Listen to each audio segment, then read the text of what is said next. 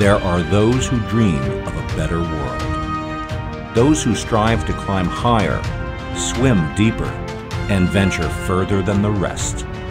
We call them Da Vinci's. We marvel at their genius and are awed by their unbreakable spirit. Here they come. Stand back and watch as they inspire the human race by living a Da Vinci life. Hey guys, it's Rusty Johnson from A DaVinci Life. Thanks for stopping by. Today we got a really cool guest, Dr. Joe Vitale. You might have seen him on that hit movie The Secret and maybe read some of his books. I think he's written like 85 books, many of them bestsellers. He does a fantastic job lifting the human spirit by employing music, philosophy, outrageous publicity, and even some sacred ancient practices as well. And he's a fantastic musician. He's got about 18 albums out as a self-help musician. And his book, The Attractor Factor, even outsold the last Harry Potter. So check him out, Dr. Joe Vitale. Dr. Joe, how you doing today? I'm doing fine. How are you doing? Great. I love the guitars. You a guitar guy too? Oh, yeah. Oh, yeah. Matter of fact, I'll quick show you. Hold on a sec.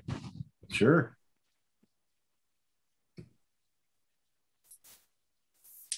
I built this. Wow, you built it. I built it, and what it actually is the top here is ayahuasca vine. What? That is so cool. And then a shaman carved out of an ayahuasca vine, carved out the face. Oh, and that's breathtaking. Yeah, my wife's from the Amazon rainforest, and I guide there and do ayahuasca ceremonies for about 15 years. So during a ceremony, I was told to build these. So I actually built like 6 of them. But really? I love these guitars, man. Fantastic. My God. Well, we can talk about guitars. I'm interested. Send me pictures or something. Oh, sure. You're down in Texas now, right? I am. I'm in Central Texas, between Austin and San Antonio. Have you been there your whole life, or? No, I was born and raised in Ohio. But I've been in Texas for, I don't know, 20, 40, almost 50 years, 45 years, something like that. I first caught on to you by The Secret. You starred in The Secret. You know, I've always seen so many performance-enhancing people and the motivational speakers, but you have something extra to you, that this spirituality that you don't see in men. And I really, really connected with you there. And honestly, The Secret changed my life. Cool. Helped me out in so many ways. And so as soon as I started doing this show, I said I knew I had to track you down. So I really appreciate you coming. Well, I'm not hiding. I'm easily available. So beautiful. Thanks for reaching out. Oh, my pleasure. Now, really, to start off, one thing I found out was very interesting is that at one point of your life, you were homeless. And Right. Tell me a little bit about that. And also, what revelations did you have while you were in that position? Well, homelessness sucks. And I didn't even talk about it for the longest time because it's traumatic. It's embarrassing. It is a shock to the system. It is a drop in self-esteem. It is not something nobody brags about it, put it that way. I basically lived in the Dallas Public Library, which on one level was great because it was air conditioned, it had a bathroom, it had water, and it had books, which I've always been addicted to. The books behind me, that's not a green screen. Those are real books, like those are real guitars. So I'm very much a book guy and always have been. But the bad news was I was homeless. I didn't have money. I didn't have money for food, had no place to stay. People in later years would say, what kind of car did you live in? And I would think, man, a car would have been great. There's no car. As for insights, the biggest insight, and I'm not entirely sure when it dawned on me, but it was the reality that our beliefs are creating our experience. And I remember it hitting me pretty hard because I thought, why would I make myself homeless? And after that, I was in poverty for a very long time. Why would I make myself in poverty? And it took a lot of soul searching, which is, again, a piece of the puzzle. I think you have to look at your beliefs and you have to be ruthlessly honest in your search. And as I did that, I realized that I was modeling my life after authors who had been self-destructive. Jack London deeply influenced me. Ernest Hemingway deeply influenced me. And those adventurous guys ended as suicides. I, in part, unconsciously thought that having that kind of a misshapen life was a curriculum requirement. And when I realized, wow, these are beliefs, and maybe it's not true. Maybe I can find authors who are happy and healthy and productive and profitable and well-balanced and model myself after them. I can change everything. And I did. Slowly. We didn't have the internet. We didn't have coaching. The only coaches back then were little league coaches and football coaches, not personal development coaches, at least not in my world. So that's the short answer. The book you put out, The Attractor Factor, that outsold even the last Harry Potter book. Yeah, at the time. And part of it was my obsession with my mission. Because I had been homeless, because I had been in poverty, because I had an aha awakening and realized it was all belief created, I wrote The Attractor Factor. And I wrote it basically to get the message of good news to people. And it's like, you can change your life. You have to work on the inside of you, but you can change your life dramatically. I mean, transform in what other people might think is impossible, but you can do it. And so I so believed in my book, I pulled all the stops out. I had already learned marketing because my first book was in 1984, and I learned publishers are glorified, prestigious printers. They don't know how to market. With rare exceptions, they don't know what they're doing. So I had to learn marketing. So by the time The Attractor Factor was coming out around 2005 or so, I was pretty skilled at copywriting, marketing, publicity, and actually had even written some books on all of those topics. I applied all of it to The Attractor Factor because my mission was the world needs to know. And that's why the Pope at the time had come out with a book. The Attractor Factor beat the Pope. Harry Potter's latest book, was coming out. My book beat it. And I was sending out news releases, kind of bragging, saying, underdog Texas author defeats media empires behind Harry Potter and all their magic and all of their mysticism. And all of it was just to point out that, look, I'm a guy sitting here with his computer, able to do this, able to create massive legendary results that we're still talking about. And that book ended up changing, and still does. People still write to me, changing lives. And of course, it's because of that book that I was invited to be in a movie nobody knew was going to go anywhere that ended up being called The Secret. This is like having the universe as your catalog, and you flip through it and you go, well, I'd like to have this experience, and I'd like to have that product, and I'd like to have a person like that. It is you just placing your order with the universe. It's really that easy. You are the masterpiece of your own life. You are the Michelangelo of your own life. The David that you are sculpting is you, and you do it with your thoughts.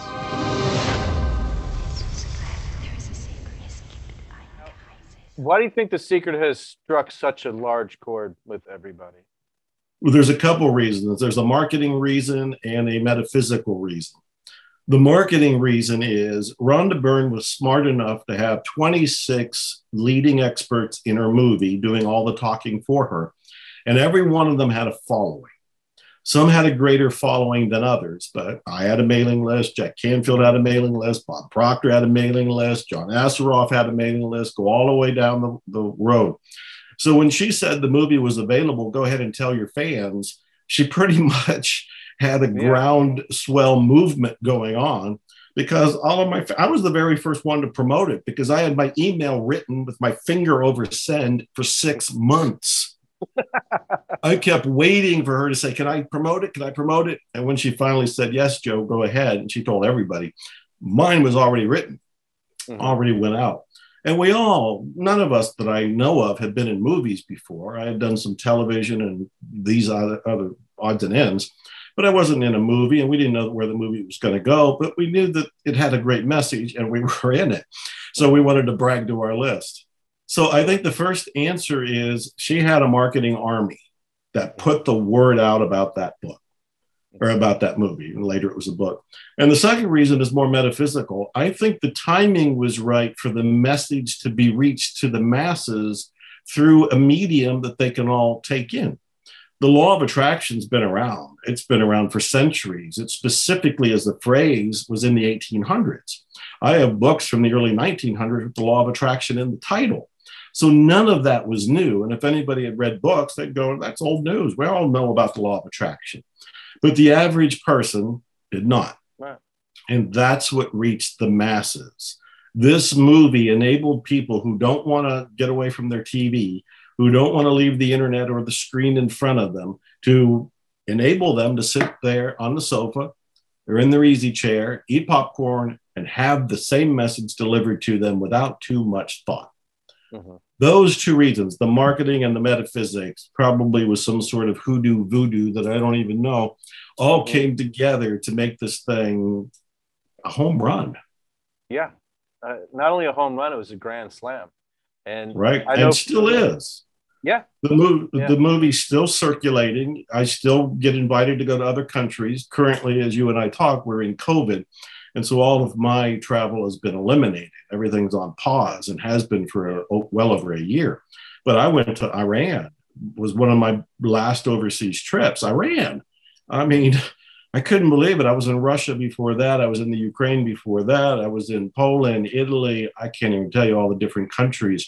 I went to Kuwait. And I mean, wow. All of these people were hearing about The Secret. Some of them only recently. Mm-hmm. But the movie, which came out in 2006, is still alive, still circulating, still awakening people, still causing controversy, still causing conversation, but still doing what it was designed to do, which was introduce this idea of the law of attraction and changing your life. Yeah. I'm a giant promoter of it. I even tell natives in the Amazon about it, you know, and they even come back to me. They caught more fish than they suspected that day. And even it happened for me. I still remember one of my first times I really felt it working was I watched it, and not too long after I was down in the Amazon, and I woke up one morning and I got in my brain I was going to catch a stingray today. And I've never caught a stingray in my life, and I caught a stingray. And I was down there 10 years before, 10 years at least, fishing every day, never caught a stingray. The day I said I was going to catch a stingray, I caught a stingray.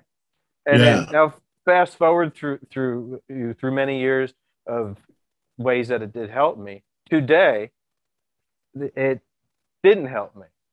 Right before we're about to go on, I said, man, I know the neighbors downstairs are going to blast through music right when I start talking to them. And it was in my head, and I'd be damned, it's exactly what they're doing right now. 5 minutes before here, I was struggling with the mics to get it to where we couldn't hear it now. I can hear it. Hopefully you can't. It's not affecting audio now. But I felt I even made that happen because it was all morning on my mind. It's just incredible. Well, I have a little course called the 3-Day Rule. And the 3-Day Rule is all about the idea that what you're thinking and feeling right now is going to manifest in 3 days or less. The reason that we notice we don't always get what we're thinking about or feeling or wanting is that we keep changing our minds. Now, you just told me that you were thinking about this quite a bit. So it was on your mind. You had an intense focus. You probably had some emotion behind it. This is the formula for creation right there. You have an intention, you have an emotion, and you stay focused on it. Those three things is what creates. Now, what I tell people is to take conscious control of it and focus on what would you like to have, do, or be. Focus on what you want, not on what you don't want. We all do that. That's the complaining world. That's the gossip world. That's the negative world. But we want to enter a new world. So what do we want to have, do, or be? How do we prefer it to go? Before I got on this call with you, and this is what I do before any interview, is I make sure I center myself, clear myself, forget everything else that was coming through. In fact, right before it, I had gotten this UPS package with legal documents that are fairly disturbing that I've got to sort out, figure out, get some expert opinions on. But I had to go, you're over there for later. Right. Now I'm with Rusty. And well, how do I want this to go? I want to be calm, confident. I want to be inspiring. I want to be inspired. So I focused on all the things I want. And then you add the emotion to it. Most people focus on hate or fear. And those are strong emotions. Those are emotions of fire. They pull more to hate or fear. What we want to focus on is what we love. This is a wonderful moment for me. You and I already hit it off right before you started recording, or maybe you recorded. You were showing me the guitar you built. Because of the guitars behind me, it triggered that thought in you. That was a delightful, non-expected moment that I absolutely love. So there's the emotion. The emotion of love is actually there. And then I maintain this by focusing on only that, not letting that distract me. It's only using it right now as an example. Otherwise, it wouldn't come up in conversation at all, because I'm here in this moment. And that's how people can create with the 3-day rule. What do you want? What's the positive emotion attached to it? And then repeating it, staying focused on it with persistence. Those 3 things, you hold on to that, and you can create in 3 days or less. I've heard you mention that the secret is very much more of an introductory course of the law of attraction. Now, you wrote a book that takes it a step further. Yeah, what I've pointed out is, first of all, I love the movie The Secret. I would defend it. I'd promote it whether I was in it or not. The movie is a movie. It is not supposed to be the be all and end all. It's not the life course. It's not a graduate course. It's a simple introduction to an idea. So it doesn't go into deeper levels. And this also helps explain why some people watch it and say, I tried it and it didn't work. And they become skeptical or they become critical.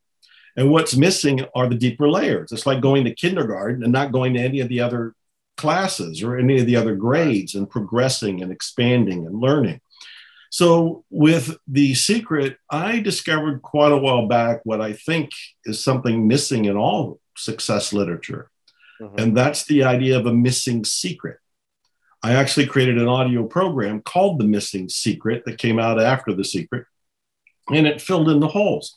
So what is the missing secret? The missing secret is the idea that we're not creating on a conscious level. We're creating on a subconscious / unconscious level, which means we can sit here and have all the good intentions in the world. I intend to attract more money or attract a relationship or attract health or an awakening, spirituality, all well and good, all noble intentions. However, if we have what I call a counter intention in our subconscious mind, we will block our intention. The subconscious mind is bigger, deeper, vaster, more powerful. To give you a quick example, Rusty, and I'm sure you know this because you've read my material and everything. When somebody says, I intend to attract more money, they truly intend to attract more money. There's no doubt there. But in their subconscious, they might have a belief that says, money's bad, money's evil, money corrupts. And if they have any of those beliefs, they're not going to attract money. Or if they do, they're not going to hold on to it. Why? Because they think it's bad. If their subconscious mind is thinking anything is bad, including themselves, they're going to block their progress to their intention. So the missing secret is we have to get clear of the limiting negative beliefs in our subconscious mind. When we do, there are no blocks at that point, and you can accelerate your path to create whatever it is you want, which is why I've written 80 some books. I'm a musician. I have 15 albums out. I have 200 or more online courses. I have a coaching program, mentoring program, mastermind program.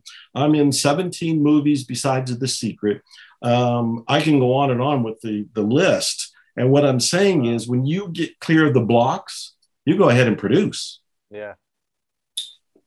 Do you sleep? It's a great question. Yes, I do sleep, and I'm in favor of naps. I love to get a nap in the afternoon, basically around 3 o'clock. It's like I got to get my 10-minute power nap. Lisa and I just adopted a puppy, so a little bit of our sleep and a little bit of our nap time has been erased as we all adapt to each other. What do you think is a bigger problem in the world, fear or loneliness? Fear. Fear, because the fear ties into everything, including loneliness. Anybody that's feeling alone is basically feeling undeserving. This goes back to thinking something's bad.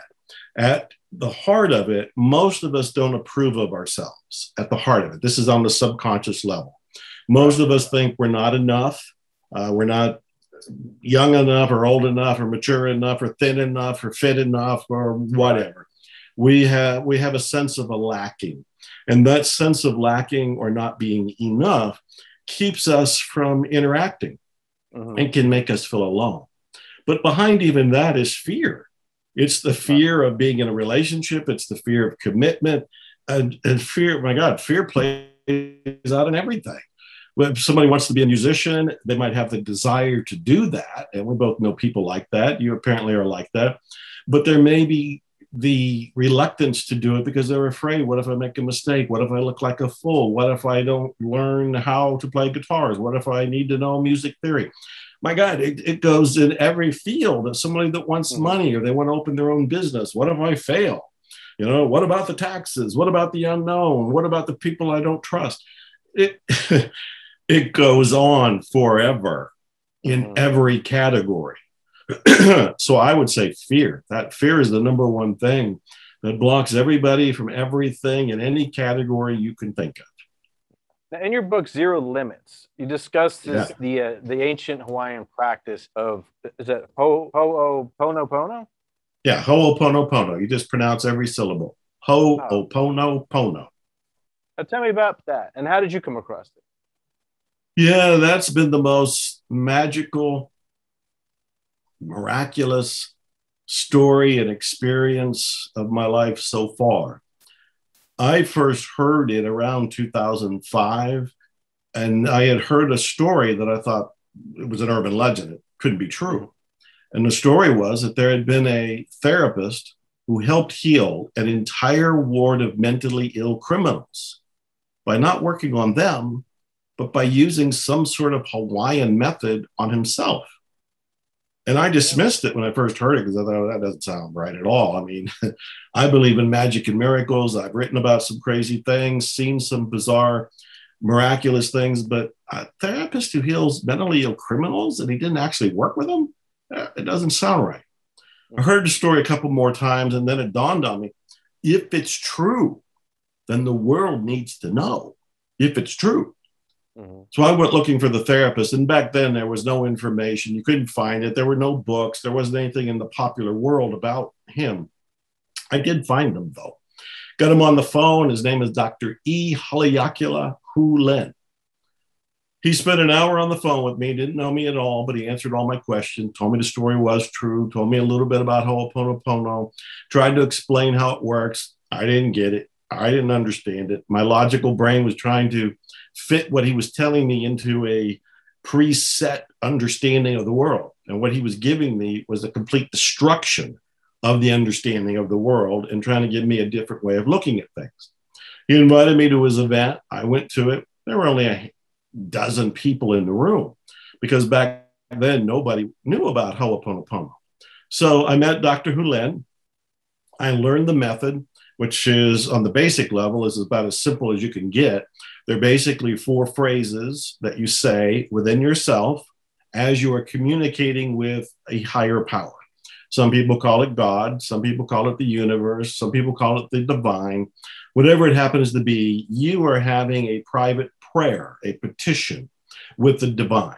So you have something going on in your life, it's bothering you. Instead of complaining about it or doing something about it, what you go do is go within and you say these 4 phrases to your higher power.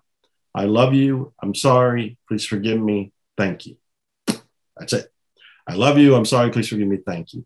He taught me all of that. And of course, like everybody else, I'm like, give me a break. 4 simple phrases and I'm saying it inside myself and somehow God's listening and somehow that changes the world. That's what he was maintaining. As he explained it, when he was at that hospital, it was a state hospital in Hawaii for the mentally insane criminals. He said that he went there and he didn't work on the criminals, he worked on himself. When I said, what does that mean? He said, as I looked at the criminals' charts, he would feel something, usually repulse, sometimes anger. They were violent, they were murderers, they were rapists, they were, off the charts. And what he was doing was trying to remove his negative perception in him of what he was perceiving. So he wasn't trying to change any therapist. He was trying to change his view. He wasn't trying to change any of the patients. He was trying to change his view of those patients. As he changed inside himself, this is where the miracle took place. They somehow on the outside got better. Within a few months, they started to be released. They had been sedated or shackled on a daily basis. They were no longer being sedated or shackled. In their reviews, they were finding that they were improving. They were becoming more normal. They were being released. Other doctors and social workers and nurses would ask Dr. Hulan, we don't know what you're doing, but whatever it is, do it for us too. And he was doing this basic version of Ho'oponopono. So I learned it from him. I learned it through courses we did together. And we wrote the first book called Zero Limits. And Zero Limits, much like The Secret, has gone around the world shaking people awake. 10 years later, I followed it up with a book called At Zero. And then most recently, I followed it up with a third book called The Fifth Phrase. So Ho'oponopono is a big subject. I mean, I have certification courses on it. I get 3 seminars, weekend, 3-day ones each time with Dr. Hulan, all to help people understand that you're creating your life from the inside out. You have to take complete responsibility for it. And the way to change what you are perceiving needs to be changed is not to change the outer world or anybody else, but to change you inside. I love you. I'm sorry. Please forgive me. Thank you. It's a biggie. Wow, that is incredible. I've never heard of that. No. I got a new thing to study now. In your vast writings, have you ever addressed the difference between success and happiness? And can you have success without having both? Yeah, absolutely. I love that question. Success and happiness are 2 different things. You don't really need anything to be happy. You don't need anything to be happy. And this is really the life goal. All of us, in our attempts for success in whatever form we decide it is, are only wanting it because we think it'll make us happy. We want to have a car or house or relationship or better health or fill in the blank in any way, shape, or form you can imagine, because we think it's going to make us feel different. We're going to feel better. And we will. There'll be in our brains some chemicals firing off when we achieve those goals. And for a little while, we're going to really eat it up. And then we're going to look around and go, don't feel like I did before. I need something else. And we will begin the chase again. And believe me, I've done this. I said I've written 80 books. Well, when you write the first one and it's published, my first was 1984, you look around and go, man, that was cool. And then it's worn off really quick. I need another one. I need another fix. And it's like injecting into your arm. And you keep going and you do it 80 times. And then you realize, well, wait a minute. Maybe it's not the books I need. Maybe it's what's behind all of it. I've been studying a lot of Stoicism because over the last couple of years, I've gone through some major challenges, and I turned to the Stoics to kind of get me through the day. And the Stoics have words like ataraxia and eudaimonia. And these are ancient Greek words that are referring to a peacefulness of the mind. And that's ultimately the goal, to have a state of, another cool word is imperturbability. Imperturbability. And that's where the mind is relaxed. That's where we are content with what we have. It doesn't mean we don't go for what we still want, because we want the experiences, we want the results, and those might be called successes as we go for them. But our happiness is not dependent on them.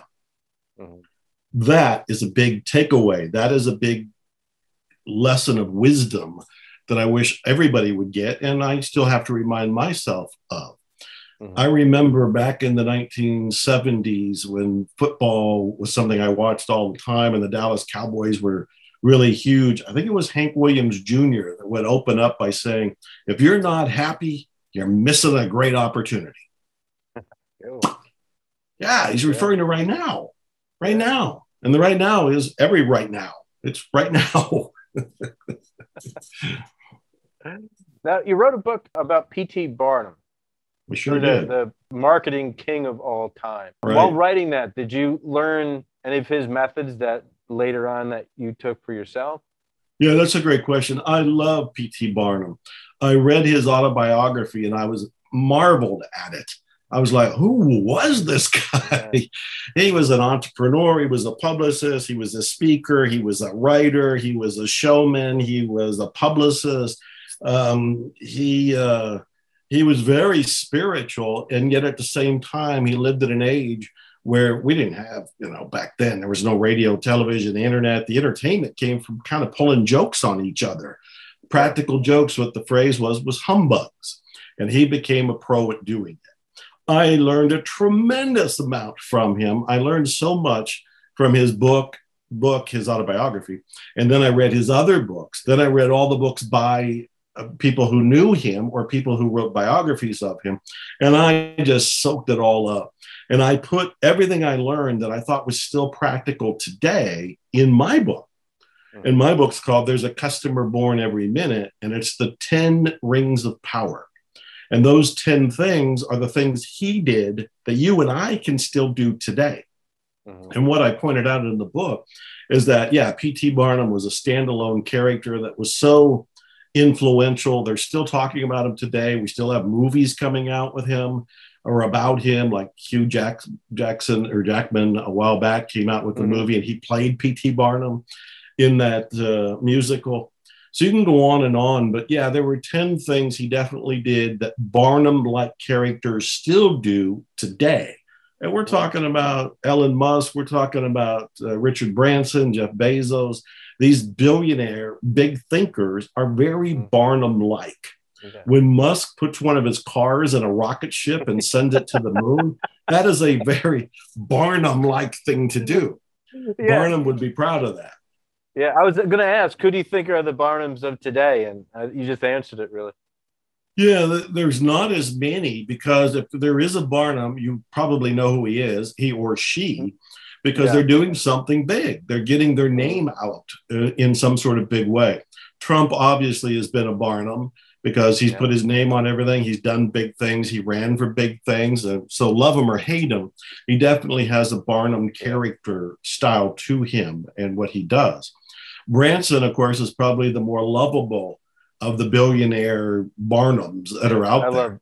I love yeah, Branson. He's likable, he's approachable, he's identifiable, and he's doing things that we marvel at the same time we're rooting for him. It's like, cool, man, you go for it. So there are those kind of characters. And I imagine if we looked around in the niches, if we looked around in certain fields, there's probably people that are Barnum-like in their industry to bring attention to themselves in that little domain.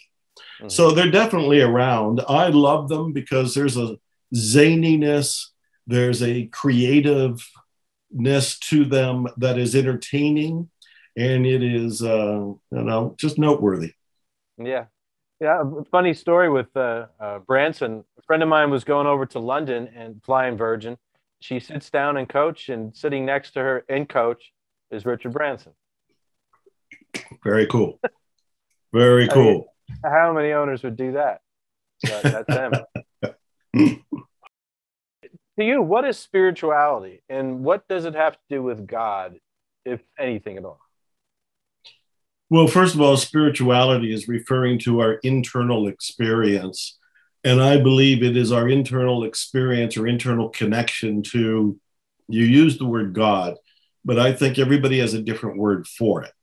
I even think somebody who's an atheist would probably use nature as the word, that they want to commune with nature, they want to be one with nature. I think that is a camouflage way of talking about divinity.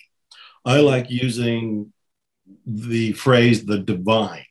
It seems a little bit less confrontational. When I say God, people still have baggage that they bring in on what God means to them. And I had to go through that experience myself. So for me, I'm okay with using a lot of different words. And I'll say, for example, when we talk about Ho'oponopono, you're saying the 4 phrases to your sense of whatever a higher power is. Right. And that could be God, that could be the divine, that could be nature, that could be Gaia. There's 1,000 different names for this force. Mm-hmm. And the spirituality is our connection to that. It's a very individual, subjective experience. This is why I often tell people we can't judge other people.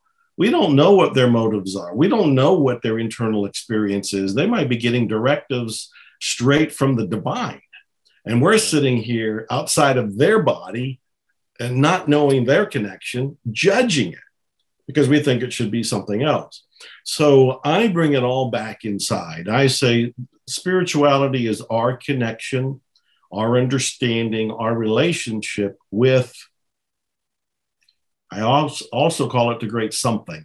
My last singer-songwriter album was called The Great Something because I was trying to find a phrase that said it without saying it. Joseph Campbell called it the great mystery.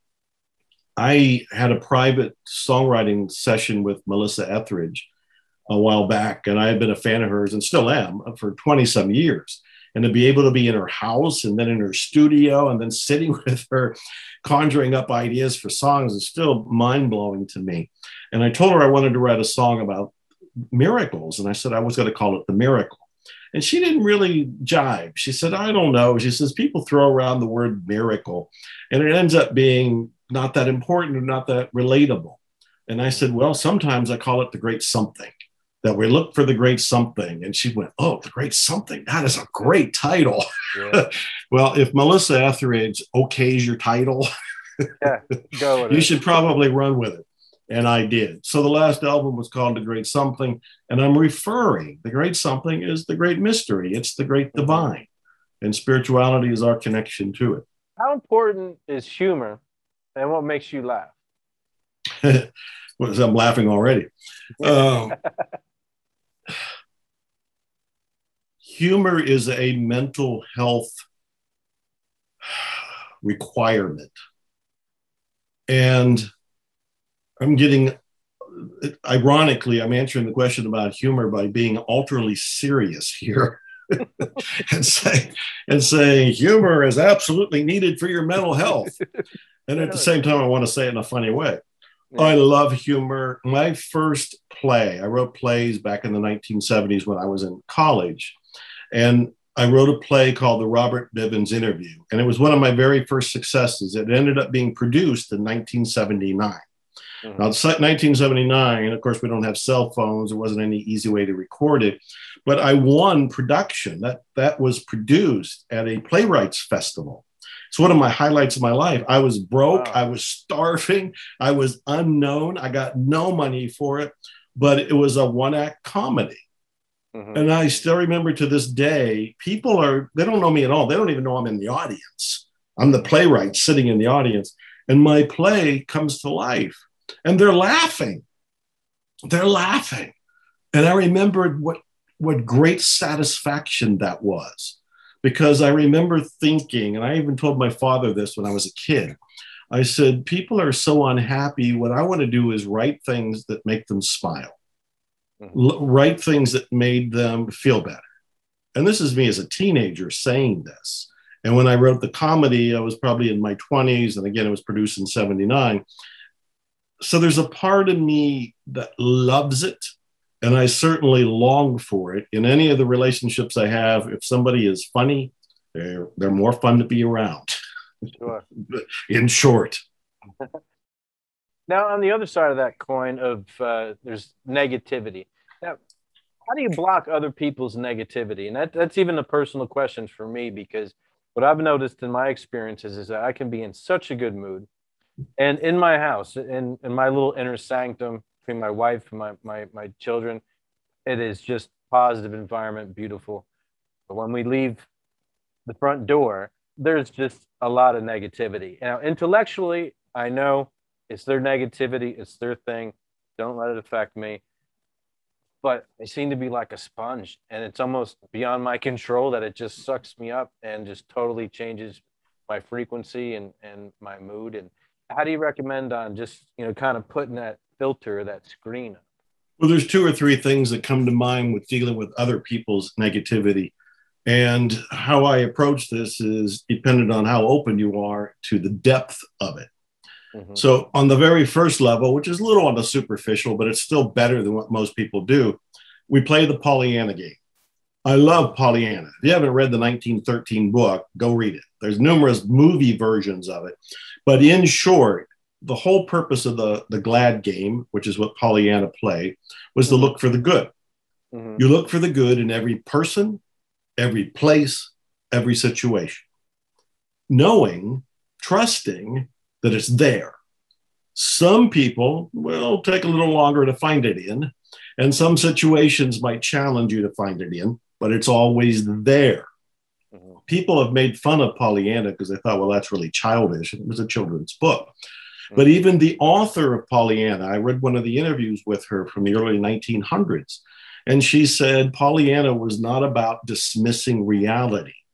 She was not turning a deaf ear or eye to a negative situation. Instead, she was looking for the good within the negative situation or the negative person. That's dramatically different. Yeah. So the very first practice is we look for the good. I post videos on Instagram all the time, and I invite people to follow me. I'm Dr. Joe Vitale there, Dr. Joe Vitale.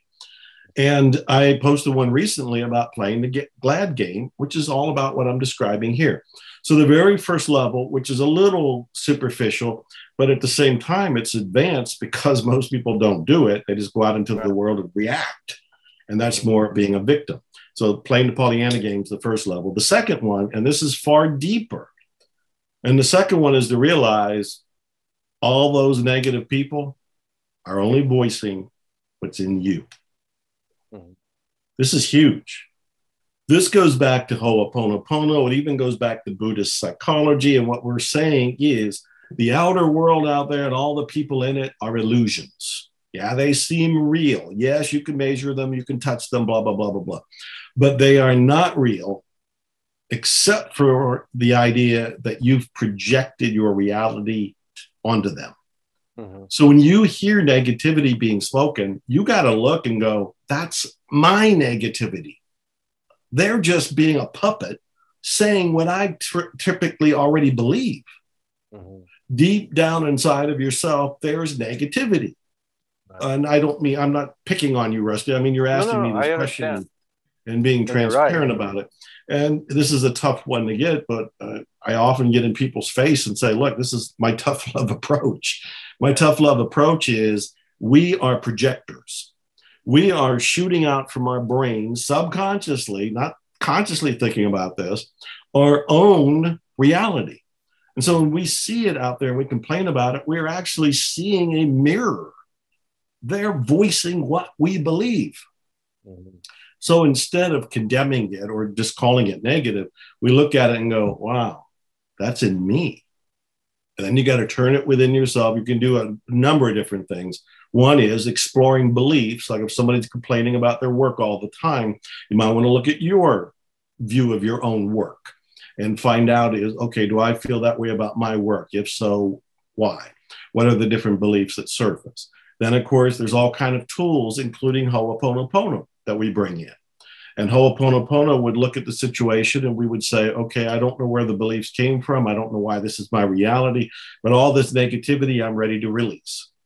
I love you. I'm sorry. Please forgive me. Thank you, as a kind of prayer petition to the great something. Those are a couple of things that come to mind. Yeah, and it's a good point because just as you said it, I realize there's times that when I feel good, I feel I'm in my peak state and around negativity, it flies away. When I'm not in my peak state is when it hits me. Yeah. A lot of the stuff that you write about in practice, is there a correlation between that and cognitive behavioral therapy? I see some similarities. Absolutely. Yes, I am a great believer in the cognitive behavioral approach to therapy. Part of it is because they deal with thinking and they deal with beliefs. Part of it, interesting enough, can be traced all the way back thousands of years ago with Marcus Aurelius, Epictetus, Seneca, the ancient Stoics. The ancient Stoics focused on how we're thinking. They were focused, I don't think they would have used the word mindset, but they were focused on your mindset, your paradigm, your way of looking at the world, and inviting us to think differently. Cognitive behavior therapy is doing very much the same thing. I'm a great believer in Albert Ellis, who taught about it and is credited with creating a lot of it. And the famous book by Viktor Frankl, Man's Search for Meaning, which is all saying everything can be stripped away from you, but your way of thinking, your way of finding meaning in the world. And of course, this all ties into what I teach, because I'm saying your beliefs create your reality. Change your beliefs and you get a different reality. And so my work is focused on beliefs and what I call getting clear. We're getting clear of what I call counter intentions. As we talked about earlier, you have stated intentions. Here's what I want to have, do, or be. But in the subconscious, we may have some chatter that doesn't agree. And that chatter that doesn't agree is what we want to explore and get clear of. When we get clear of it, now you can go ahead and have it. So yes, there's similarities in all of it. There's some overlap, and I'm a fan. As you mentioned, you compose music as well. What's your main instrument? I guess guitar? Well, my main instrument is, for the longest time, has been a harmonica. And I would say the harmonica is what brought me back into the music world. I wanted to play guitar or drums when I was a little kid, and my father, listening intently to me, ignored me and went and bought a $2 Roy Rogers guitar made out of cardboard. I didn't take music lessons or anything. I did play a little bit of accordion, again, from my father. He wanted to hear a polka. So it wasn't until 5.5 decades later when I looked around and said, man, what do I want to do? And the harmonica is an easy instrument to pick up, easy instrument to start playing. And I've had a blast doing it. I used to play it when I was behind the wheel of a car stuck in traffic when I lived in Houston. You know, it's the instrument that's on the dashboard. You just pick it up and you can practice. These days, I play guitar. There's an electric there. There's a ancient, that one's almost 70 years, a Gibson on that side. Oh, I have a pretty large guitar collection. The Bigsby bridge in there, I see. Yes. Well, once I played a Bigsby, I reached for it on every guitar. They're incredible. You know, once I played any kind of whammy bars, like any guitar I pick up, it should have a whammy bar. I'm reaching for it. Yeah. Yeah. And I play saxophone, a little bit of saxophone. I did make an album with a baritone saxophone as the key element. So harmonica, guitar, a little saxophone, that's kind of where I'm at. Great. I started classical guitar and then went to Jimi Hendrix and Stevie Ray Vaughan. That's your hometown there, Stevie Ray. Oh my God, he's a legend for us. And in fact, he's the one who inspired me to pick up the guitar for real. Is seeing him play and his passion and his fieriness. Just I don't even know what to say. You know, Hendrix set his guitar on fire. Stevie Ray Vaughan played it with fire. Yeah. So those are legendary performers. I've never seen anybody match Stevie Ray since either. There's good ones. Joe Bonamassa, Kenny Wayne Shepherd, those guys will give them a run. They give him a run, but as you say, that fire that Stevie Ray has. Oh, absolutely correct. That's the fire, you know, technically, yeah, those guys have it. But that fire that Stevie had, I haven't seen since. Yeah, I would agree. In fact, I found Joe Bonamassa and Kenny Wayne Shepherd because I was desperately searching for a replacement for Stevie Ray Vaughan. It's like, where's the next Stevie Ray Vaughan? Yeah, they're going to replace. And I found Johnny Lang, and there's quite a few that are really great. Tyler Bryant is another one that are really great performers. But you're right, Stevie was almost obsessed when he played. He was just in a different place. Your music, what's your purpose? What's your goal when you write? I wanted to create what I called self-help music. And part of this was me being P.T. Barnum and thinking in terms of marketing. And I called myself the world's first self-help musician.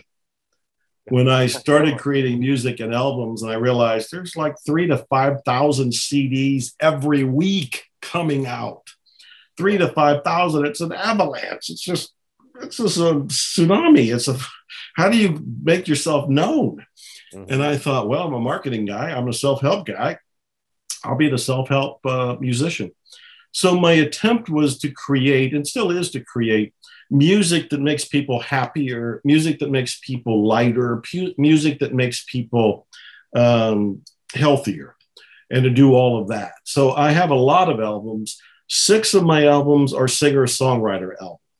And the songs in there are kind of experimental because I'm, just trying different things to see what works. But the overall idea or ideal is to create self-help music. I remember telling Melissa Etheridge that I was creating self-help songs. It was like transformation in 3 minutes. That's what I was trying to go for. And then I have a lot of albums that were done with my guitar teacher for a long time, guitar monk Matthew Dixon. And those are very instrumental. Those are kind of new agey, metaphysical. They're not classical, but they're relaxing. There's no voice on it. They're instrumentals to help you feel better. So the whole purpose of the music is to do some sort of positive transformation. That's the goal. What artists inspire you? Music artists or music. Authors? Or, music. Jason Mraz has come out with some breathtaking songs. I am in awe of the guy. He always seems to be bubbly. He always seems to be happy. He's got a nice upbeat sound to just about everything he's done.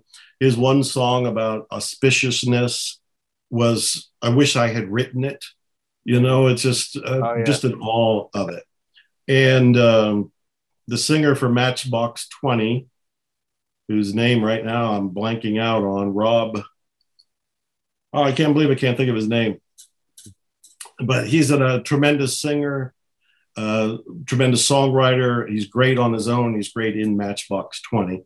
Mm-hmm. Melissa Etheridge, as I mentioned, has been somebody who's inspired me. Partly she inspired me because her stage presence is so volcanic. It's beyond human. It's like, how does this little woman, I mean, I now know her. She's shorter than me. She's like 5'4" or something. Mm-hmm. And she's a little woman, but when she's on stage and she lets it rip out of her voice and out of her playing comes this energy that is just undeniably powerful. And so, I admire things like that. Mm-hmm. So I could probably go on, but that's a couple things that comes to mind. Right. Here's a side question I wanted to know. Michael Beckwith, is he as cool as he really seems, man?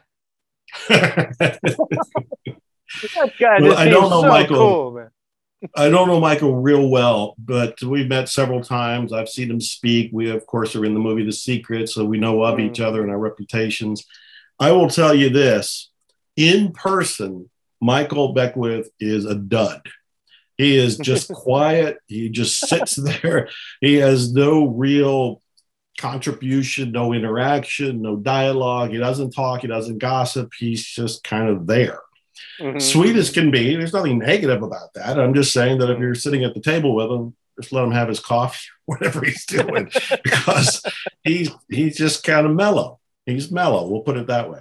On stage, he's possessed. Yeah. On stage, and I mean that in the most positive way.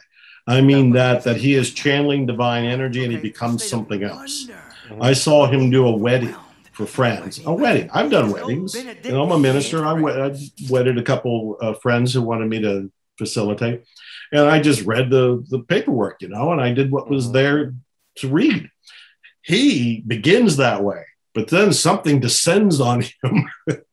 He gets inspired with some sort of fire, some sort of energy. And the next thing you know, he's barely able to stand still because he's got this power coming through him and he's channeling this information. And now it's no longer a wedding. It's some kind of riot on stage. Super cool guy. Super cool guy. Great. That's what I thought when I saw him on The Secret. Now, with all the books that you've written, if you could be remembered for only one of those books, which book would it be and why? You know how hard that question is? I can imagine 86 books. I have a friend. He was an NFL football player. He and his wife have 13 kids. 13 kids, all from the same woman. 13 kids. And people would ask him which one's his favorite. It's like, that's impossible. He can't say that. These are his kids. Yeah. Well, I feel the same way about my books. These are my kids. I can't go and play favorites. The best I can do is, I'll tell you, out of all the books I've written, I've only reread a couple of them. So after they're published, I go back because I was so drawn or entertained or confused. I went back and reread them. I have reread Zero Limits, the book that introduced Ho'oponopono, several times, partly because I don't feel I actually wrote it. I kind of channeled it in 2 weeks. It just came through. Fastest book I ever wrote, a full-length book in 2 weeks. I have always been curious. And so when I read it, it's a little distant from me because it feels like it wasn't through Joe's personality. It was through Joe's channeling. And the other book is the Barnum book, because there's so many juicy, entertaining stories of P.T. Barnum and Harry Houdini and Richard Branson and some hoaxsters and others that some people know and other people never heard of, that are just educational as well as being fun. And so I like being reminded of those. But it's a tough question. Obviously I'm grateful for all of them. Now, at this point of your life, what's most important to you? What do you want out of life at this? Yeah, what a great question. I'm taking it in. I'm 67. I just went through a 2-year unbearable divorce. We're still in a pandemic, which wiped out my largest income from traveling. I'm in a new relationship with somebody who developed neural Lyme disease, and I ended up being pretty much her caretaker during this time. I lost my father. A family member attempted suicide. Best friend died, all over the last couple of years. And so it's been a daily struggle, a daily challenge. And through it all, I'm making upbeat videos for Instagram. I still came out with 5 books. I was interviewed for a few different movies. So all of that is still taking place while most of each day is dealing with my own feelings. Mm-hmm. And Stoicism has helped me, and I've obviously gotten here. So what do I want at this point? To be happy. Mm-hmm. To be happy. Good. Now, where can we get your books and your music? Well, they're everywhere books are sold and everywhere music is sold. So obviously Amazon's going to be a first stop. Type in my name and I think all the music comes up there as well. But most of the books that you're going to want are going to be on Amazon or wherever you buy books, retail bookstores as well. The music is everywhere, iTunes, Spotify. I do have a website. I think it's called allhealingmusic.com, A-L-L. healingmusic.com, probably list everything right there. And Instagram, Dr. Joe Vitale, Facebook, Dr. Joe Vitale, Twitter is mrfire.com, M-R-F-I-R-E. I got a lot of freebies over at vitalelifemastery.com. So www.vitale, V-I-T-A-L-E, lifemastery.com. Other than that, I'm not hiding. You can find me on the internet. Perfect. They'll track you down so it gets outrageous marketing ideas to get my show on the map here. Sounds great. Well, playing your handmade guitar will be one of them. Yeah. There's a story behind that guitar that you might want to use to bring attention to what you're doing. That's a good idea. Yeah. I want to see more of the pictures of that guitar, so send them when you have a chance. Yeah, I'll send them over this afternoon. I made 6, and I have a double neck, actually, that I'm in the middle of doing right now. 12-string on top, 6-string on the bottom. Oh, nice. Yeah. Nice. I'll send that over for you. But Dr. Joe, thank you so much for coming on. It's been a blast, and it's been an honor. Thank you. I've greatly enjoyed it. I didn't know what I was in for, and you're a cool guy doing cool things and certainly making some cool guitars. So I want to know more and keep our relationship going. Perfect. I will be in touch this afternoon, matter of fact. All right. Godspeed to you. Talk to you later. Dude, Joe. Thank you so much, my friend. Bye-bye.